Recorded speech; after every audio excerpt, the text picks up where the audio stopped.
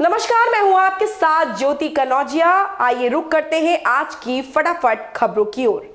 सूक्ष्म लघु एवं मझोले उद्यम मंत्रालय MSME ने महिला उद्यमिता को बढ़ावा देने के लिए अंतर्राष्ट्रीय महिला दिवस से पहले सोमवार को समर्थ अभियान शुरू किया है। केंद्रीय MSME मंत्री नारायण राणे ने कहा, MSME क्षेत्र महिलाओं के लिए ढेर सारे अवसर प्रदान करता है।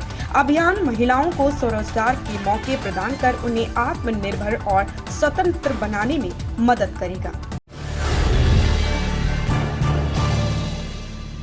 तमिलनाडु के कोयम्बटूर के रहने वाले 21 साल के सैनिकेश रविचंद्रन अब रूस के खिलाफ लोहा लेते नजर आएंगे। वह जंग शुरू होने के बाद यूक्रेनी सेना में शामिल हो गए हैं। इस बात की जानकारी सैनिकेश के माता पिता को भी नहीं थी। जब उन्हें इसके बारे में पता चला तो उनके भी होश उड़ गए। जेलेंस्की ने कहा कि मैं मैदान छोड़ने वाला नहीं हूं। हम हमेशा से ही कहते रहे हैं कि सोमवार का दिन बहुत कठिन होता है। हमारे देश में जंग चल रही है, इसलिए हमारे लिए हर दिन अब सोमवार है। उन्होंने कहा कि मैं यहाँ कीव में बरकोवा गली में मौजूद हूँ। मैं किसी से नहीं डरता हूँ। मैं अपने देशभक्ति से भरे युद्ध को जीतने तक यहाँ बना रहूंगा।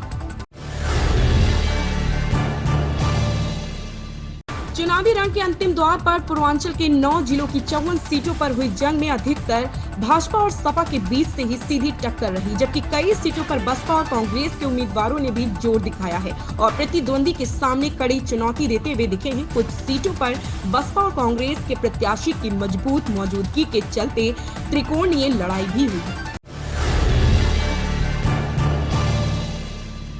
युद्धरत रूस व यूक्रेन से बार बार आग्रह के बाद भी पूर्वी यूक्रेन के सूमी शहर में फंसे भारतीय विद्यार्थियों की निकासी के लिए सुरक्षित गलियारा नहीं मिल पा रहा। इस पर चिंता जताते हुए भारत ने संयुक्त राष्ट्र सुरक्षा परिषद को सूचित किया है।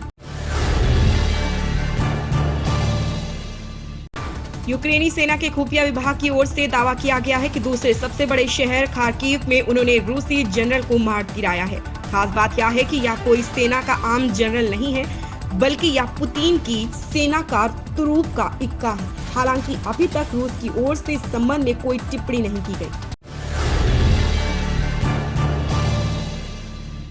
अभिनेता दिलीप को कुछ दिनों पहले ही केरल हाई कोर्ट द्वारा अग्रिम जमानत मिली थी, जिसके बाद ही अभिनेता ने कोर्ट में याचिका दायर की थी, जिसमें उन्होंने अपने खिलाफ दायर FIR को रद्द कराने की मांग की थी। वहीं कोर्ट ने मंगलवार को अभिनेता दिलीप की इस मांग को ठुकरा दिया है। हाई कोर्ट ने दिलीप की इस याचिका को खारिज कर दिया।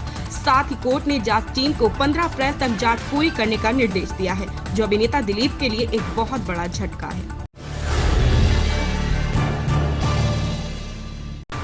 भारत में बीते 24 घंटे में कोरोना के 3,993 नए केस सामने आए हैं। इस अवधि में 108 लोगों ने महामारी की चपेट में आने से दम तोड़ा। देश में अभी सक्रिय केस 49,948 हैं। बीते 24 घंटे में ये 4,170 घटे हैं। 8,055 लोग और स्वस्थ हो चुके हैं।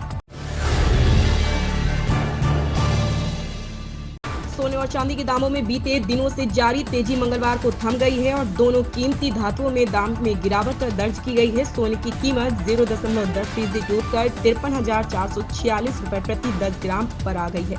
दूसरी ओर चांदी के दाम में भी मामूली कमी आई है और इसका भाव गिरकर 69,964 रुपए प्रति किलोग्राम पर आ गई है।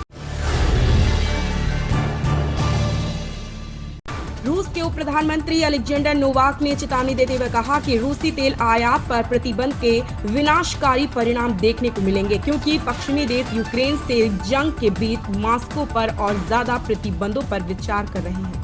इन खबरों में बस इतना ही। धन्यवाद।